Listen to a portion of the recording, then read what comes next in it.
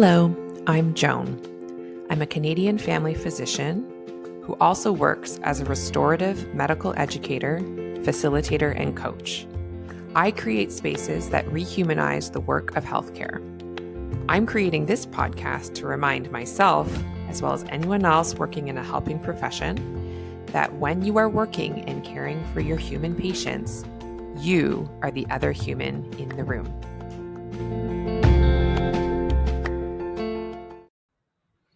Hey there, healthcare humans. Before we dive into this week's episode, I wanted to let you know about a new way that you can get coaching support from me that's more flexible to a busy schedule and is also a lower financial investment for you. I'm calling it coaching on the go. So basically, for a monthly fee, you get access to text as well as voice memo support from me through a voice app called Voxer. I've already tried this out with a number of current clients and I'm really enjoying it. And so now I want to expand the offer to others that might be interested. So I think this might be a good option for you if you listen to this podcast and you wish that you could talk back to me. If you hear things that I say and you go, oh my gosh, I want to apply that to my life, but I'm actually not sure how. Or maybe you hear something and you apply it to your life, but you're not sure what to do next. If you've wished that you could kind of like phone a friend, if you will, you wish you could have phoned me in the middle of a really sticky patient dilemma, a really awkward colleague dynamic, like even a personal life dynamic, if that's what you'd like to use the support for. I'm here for all of it.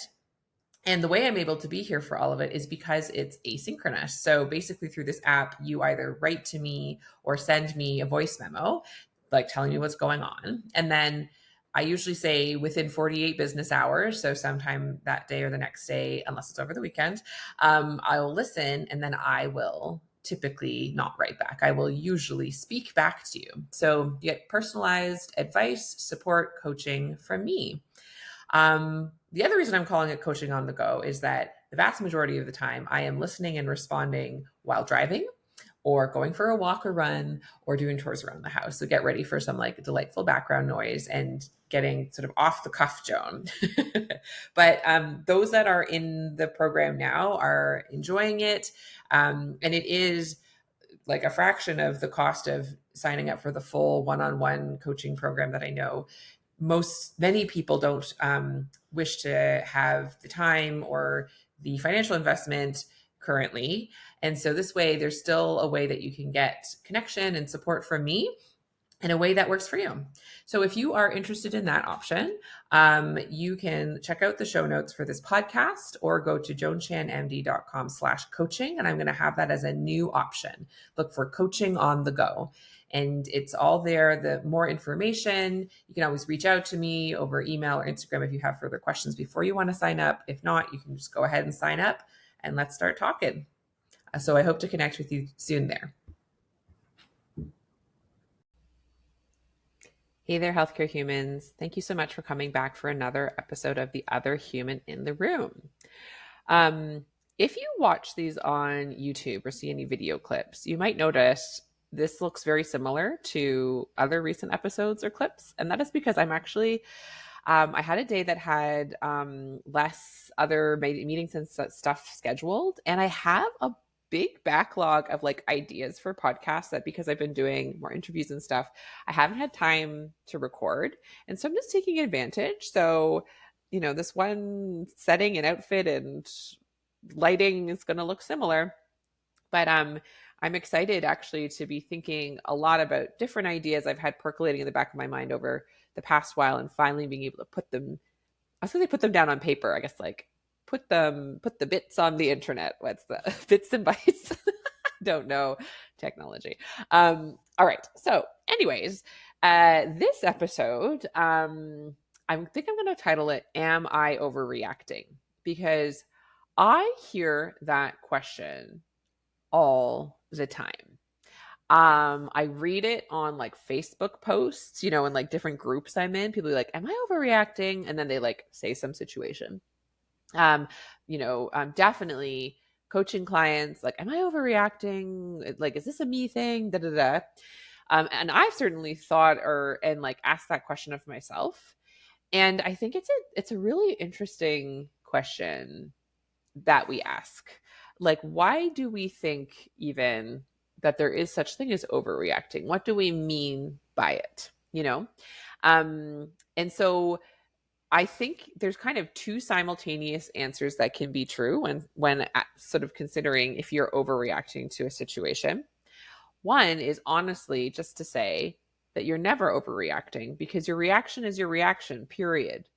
Like, you know what I mean? Especially the way that often we get judged and shamed for quote unquote overreacting. Like, oh, you're just overreacting. Stop being silly. Why are you getting so emotional? Why are you so sensitive about this?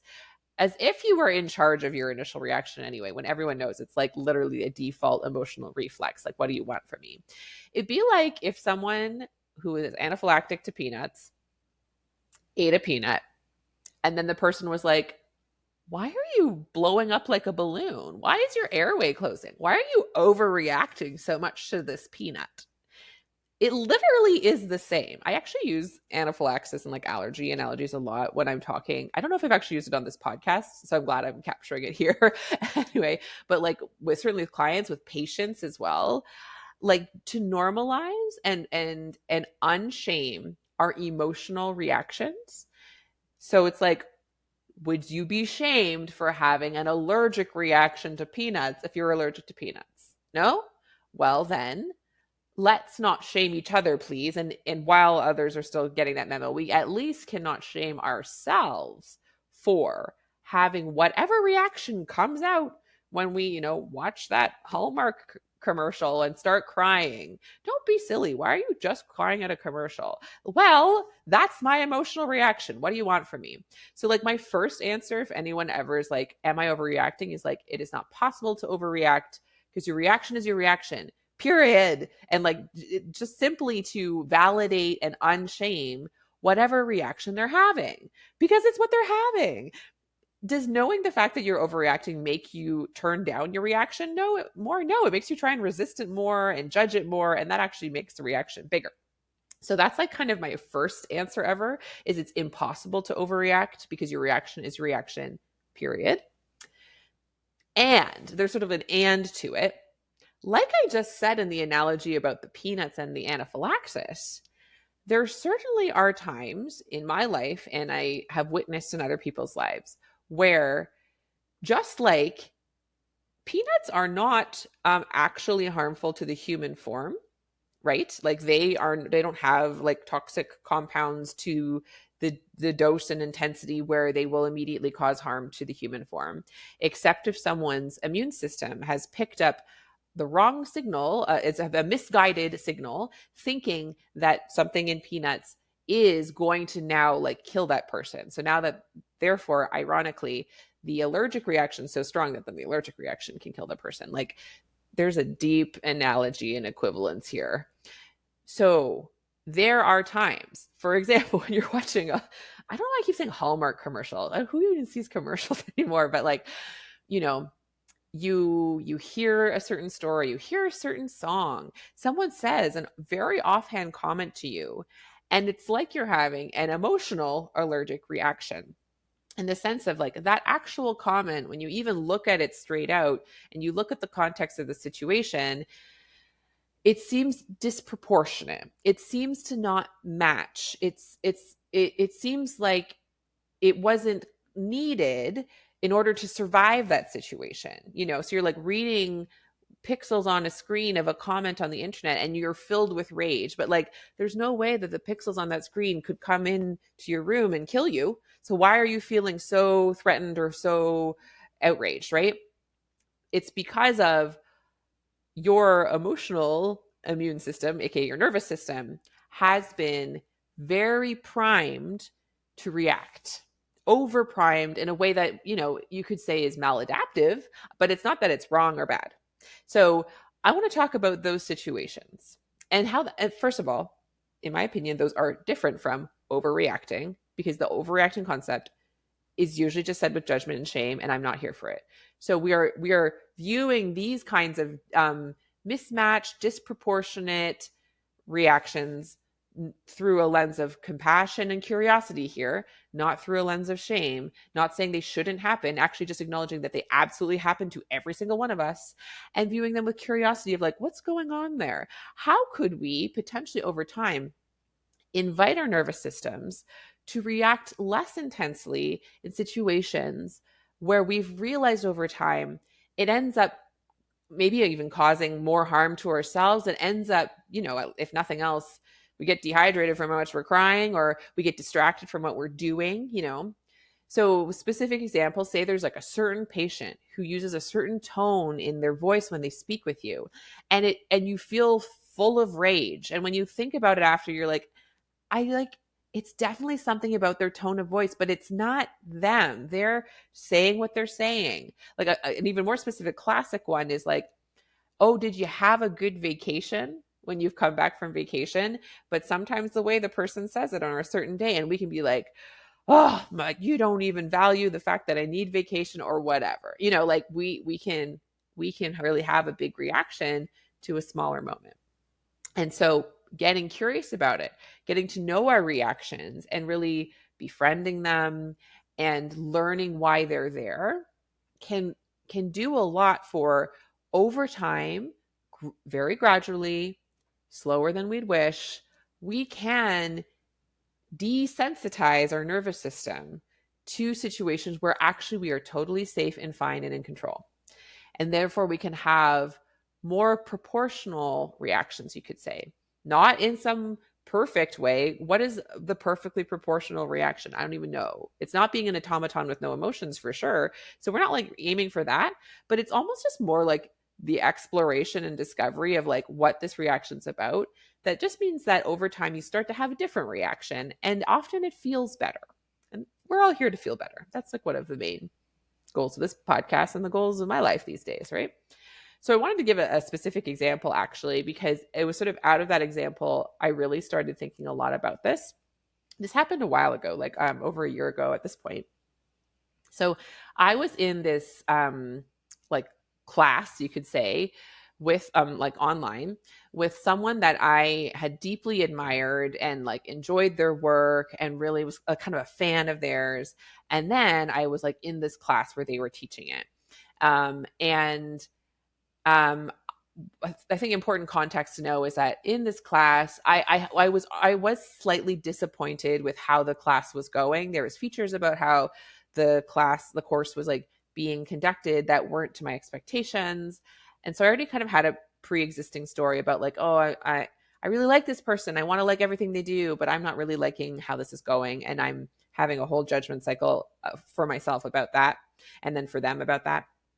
And then there was this one day where I made a comment, and then this teacher that I really admired and was like a big fan of and had been so excited to finally like share space with, where they, oh my gosh, know who I am. You like that whole putting them on a pedestal kind of thing that was going on. They said something that I really think they meant in like potentially like an affectionate teasing way, and or in a slightly defensive deflective way. Who can say? My brain spent a lot of time trying to figure out their intentions, but actually it's sort of beside the point. They said a little like, oh Joan, you and your whatever. Like, I'm keeping it very vague because it's really not about that. It's more about my reaction that I want to talk about it. So but it was a comment like, oh Joan, you and your blah blah blah, and in that kind of tone. And my entire body was immediately like flooded. I think also for context, other stressful things were happening in my life. This was during the time of my life where my husband was like being treated for cancer. I was stressed. Like there's lots of other stressors going on too that perhaps made this particular course feel like more of an important beacon in my life than it needed to be. But anyways, I was like flooded with emotion. As soon as I got off the call, I like started to I like called a friend and was like debriefing with them, and I was like sobbing. I was like shocked at how emotional I was. It was like a really intense reaction. And I think in part because it was so intense, then I was like freaking out. I'm like, it shouldn't be this intense. And I was doing that whole resistance thing, and that was making it more intense. I'm like, I'm so sorry, I'm blubbering to you. And why am I blubbering? It was just a small comment. What's wrong with me? Like I was shaming myself for feeling the reaction I was feeling. Like I was in the moment like, I'm overreacting, I'm overreacting. And that was definitely making it bigger because now I was ashamed of the reaction I was having and then crying about being ashamed, which made the reaction bigger. So just illustrating the point I was just saying before. I was very much, you could say, overreacting to this small comment. And yet this whole reaction was very real and visceral and happening. And telling myself I was overreacting was making the reaction bigger. So that example was really interesting. And thankfully, I debriefed it and like talked it out with that one friend. And then like I think like an hour or two later, I had to have a session with my now friend Jamie Lee Finch, embodiment coach, because that was when I was still working with her.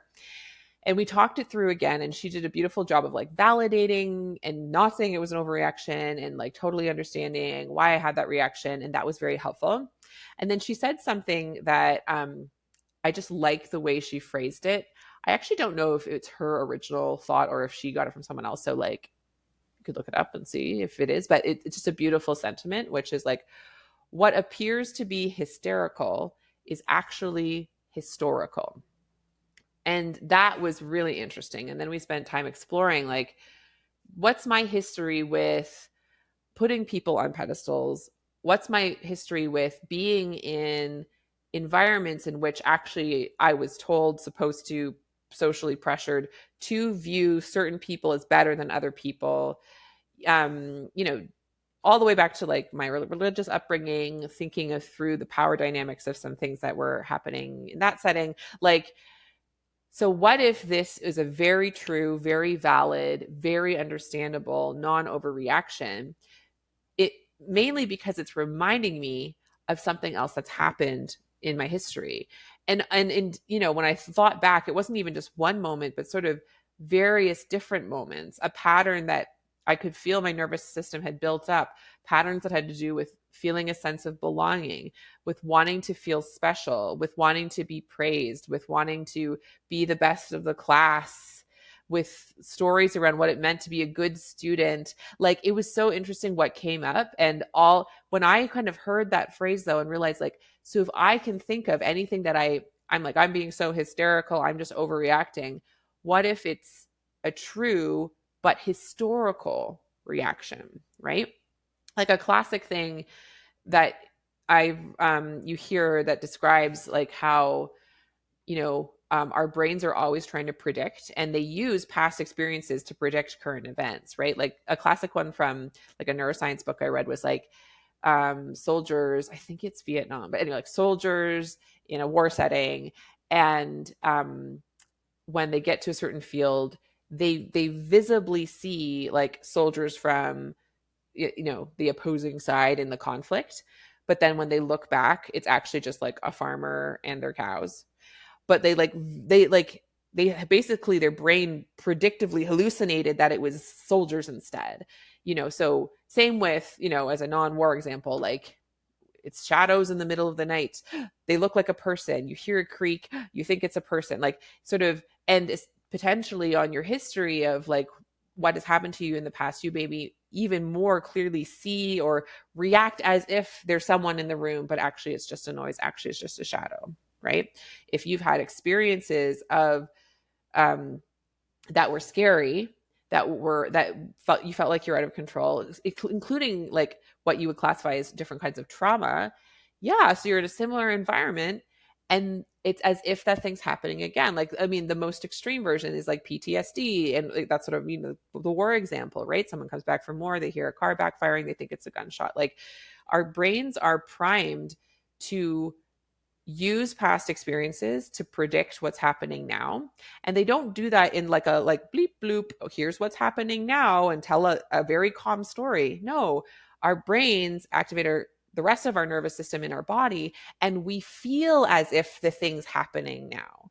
We are reliving, even if we don't have PTSD or any of that, but like if we've had a pattern of uncomfortable, isolating, scary, shamey, which they're always at least little t traumatizing if you have a pattern of shaming experiences, and a similar situation comes up again and you're like, why does this random comment matter to me so much? It's because of what I've experienced in the past.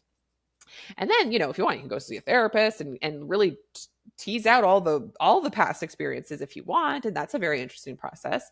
I also don't think it's like necessary. Like if that's like, ooh, I'm curious about that and you want to go on that journey, I think that's really cool. And sometimes just knowing like I am almost crying in this room with this patient out of rage because they didn't respect me, which was something that happened. It was last year at this point, but I was still like, oh my gosh, why am I almost crying in this room because this patient is not like respecting the boundaries I'm holding? I didn't do a deep dive. I was just, but in my mind, I had that same idea of like what seems hysterical is actually historical. I'm like, I know this is because of my past experiences, and so I can thank my body, thank my brain, thank my nervous system for just trying so hard to protect me and let my brain, body, nervous system know I am in control now, and like that's what I think is really helpful though, is like when we get tied in knots about is this an overreaction or not, and we think it has anything to do with this current situation, what if like whatever reactions we ever have are obviously going to be primed by past experiences, period. And so let's look at the whole reaction that's there now and really honor it. Let it bloom, and that can happen, not in direct contact with the person. Like I never went back to this teacher and was like, you hurt my feelings, because when I sorted it all out, for me there actually wasn't enough there in that encounter that I wanted to sort of reach out and offer feedback. It just really wasn't. And also I could have, and that would have been fine. It's not like one was the right or wrong answer, but for me, I was like, no, you know what? I can tell this one feels more historical than what actually happened.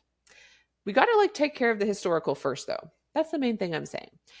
Whether you actually look into the history or at least just acknowledge that history is clearly still living in my body, whatever it is, whatever happened in the past, I don't need to know all the details, but like my body knows all the details. My body was there. My body's reacting this way now.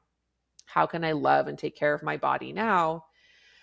Help them recognize that they actually are just here in the present with me, and then relook at the situation and then see what arises. And if you're still really pissed off, then say something or whatever, right? Like there's something though about that step of recognizing that that's a piece of what it means to be a human, is we can have these historical reactions to present events that is useful, especially in a non-shamey way, in an accepting, understanding this is part of being human. Just like we all yawn, whatever. Like, oh, this is another thing human bodies do, is having historical reactions to current events.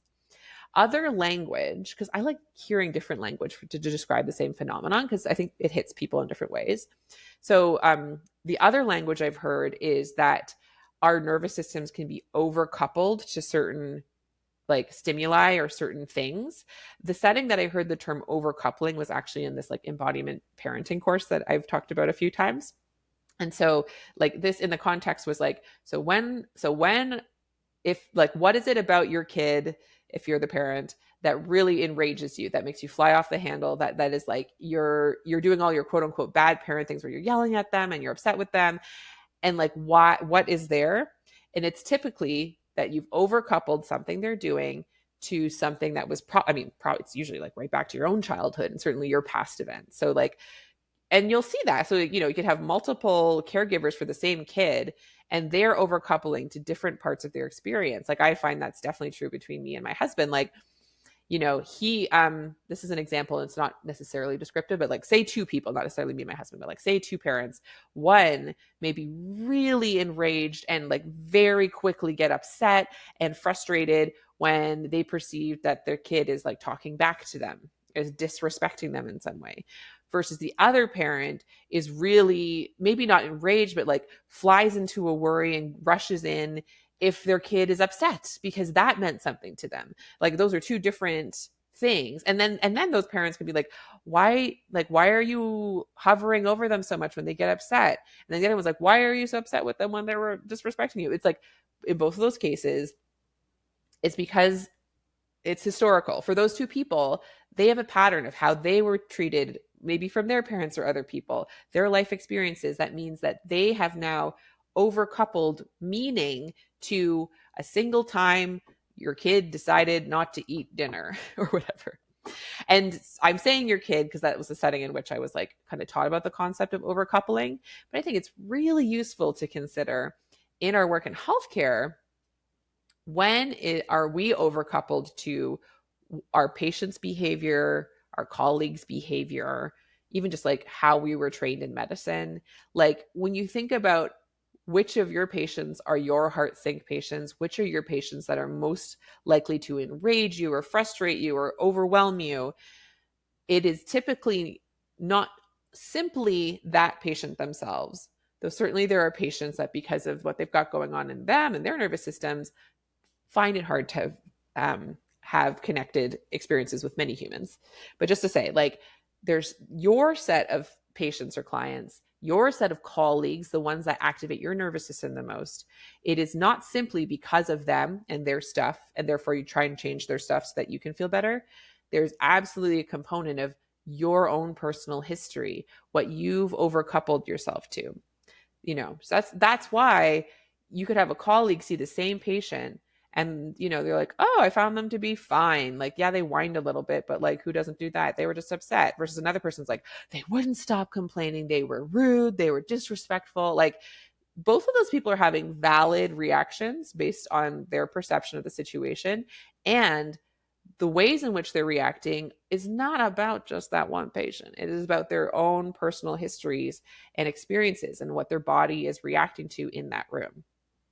So that's the main teaching point that I wanted to offer you in this episode. Apologies, taking a sip of water. Like, what is it? Are there things right now that you're like, I'm overreacting? I'm overreacting. And so first of all, let us release all the shame from the room. And I'm not shaming you for if you're feeling shame. I'm just saying, like, how can we approach this from a non-judgmental, non-shaming lens right now of like, what if it is never an overreaction? And which part of this reaction is historical? Which part of this reaction is because of it's being overcoupled in the present to a historical past experience, or often set of experiences, including, by the way, like ancestral experiences. Like there seems to be increasing scientific data that like, what we're primed to fear, like the trauma of our ancestors leaches into our genetics. So like, it's like, why does everyone in this family afraid of snakes? I don't know if I doubt it's as like specific as that, but like, say it was, it's like, well, gosh, should we come from a place where snakes were venomous? Like that would be a really neat, very like A to B example. And I'm actually curious if anyone knows if that's real, but like beyond that, okay, so I see how my parents react, how my other family members react to certain ideas, to what are the common familial stories that have clearly been passed for generations. If you don't work hard, you're lazy. Like that's a historical reaction that is part of the reason why you find it hard to lie down on a couch. It's not even just you. It's like all your ancestors before who said, if I lie down and don't work, I will die. And it used to maybe even be true, but through the generations, it's no longer true. Does it mean it's an overreaction that's happening now? Not in a shame-based way, but in a technically it is historical more than accurate because there is no actual threat to lying on a couch. Yes, right? And the last thing I'll just say is like, the word triggers. So it's like, oh, I felt triggered. It triggered me. You can see that that's another way of describing the same concept. The reason that, and I think it's fine, especially if affirming language for you or affirming language for a patient to be like, I felt triggered, that makes sense. There is a little quality still of it being like blaming the thing that's doing the triggering, which is sometimes useful and sometimes not useful. Because as we've just said, it's about the historical context, So that's just a little side note. But if you find that like thinking, oh yeah, I was triggered in that room with that patient, and it's because of my historical context and my past experiences, when they use that tone, I felt triggered. The main thing that is typically less productive is them being like, patient, please never use that tone because it triggers me. I mean, sometimes, depending on the relationship you have, that could be helpful or not. But the thing is, you can also, on top of seeing if there's ways to mitigate what things you are overcoupled to, what stimuli in your environment you notice have higher reactions, if you will. Like, we don't have to make our facilities nut free, going back to the anaphylactic rheology. We don't have to try and avoid all the triggers in our lives. We can instead continue to work on our reactions to those triggers, as well as having conversations if, certain things, that the ways things are going down, could be more supportive for your nervous system. It's a both and, So that's it. Bottom line, you're never overreacting. And if you're asking yourself that question, perhaps what part of that reaction is, which is still totally valid and understandable, is not to do with this present moment, but has to do with the past. And what happens if you ask yourself that question of, could this be a historically based reaction that I'm having here today? How could my historical life experience be coming up in this situation? If nothing else, to better understand yourself and to be kind to yourself of like, well, no wonder I cried so hard after that one person said that one thing that I interpreted as like a minimizing, slightly insulting comment. No wonder. And it's not really about them. And it's not about me in a bad way. It's just me being a human, having lived the life I've particularly lived. And now I know myself better because I took the time to honor that reaction and get to know myself better through my understanding of that reaction. And it definitely means that similar comments I don't find as bothersome because I've been practicing just holding space for them without thinking that they're bad. And I've learned over time which comments I hold water for and which ones I don't, So that's it for this week. Thanks again for listening. I'm so appreciative, especially of all the new listeners that have been coming on board, and everyone who, and so if this is your first episode or if you've listened to every single one or something in the middle, thank you so much for being here. Thank you so much for participating in this conversation of how to feel human in healthcare. And I hope that if you have some spicy reactions in your workplace this week, you'll think of this podcast and hold space for yourself. Know that it's a valid reaction no matter what. And if you have time, either with yourself or with someone you trust, sort of see what happens if you start to untangle which part of this could be historical, what past experiences could be coming up here. And along with that, if you're finding, actually, I'm recognizing there's a lot of past experiences and they are very activating, then I definitely encourage you to consider like seeking out trauma therapy or like some kind of professional help with it. You don't have to like go into the past all by yourself. I think we're meant to do this in community. So just a final little point on that. All right. I hope you have a great week. I hope the spicy reactions are to a minimum this week, unless you're into, a lot of like life lessons this week, then maybe it's good to have a couple spicy reactions to get to know yourself better, Either way, I'll talk to you next week.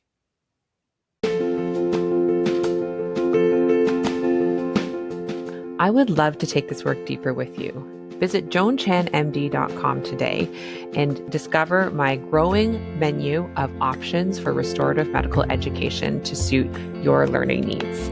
I offer one-on-one coaching, customized workshops, and self-study courses that allow you to connect not only with my work on a deeper level, but also with other healthcare humans just like you. So if you want to start humanizing your work in healthcare to a deeper level and do it in community with others, please visit joanchanmd.com and find those options and what fits you and your life today.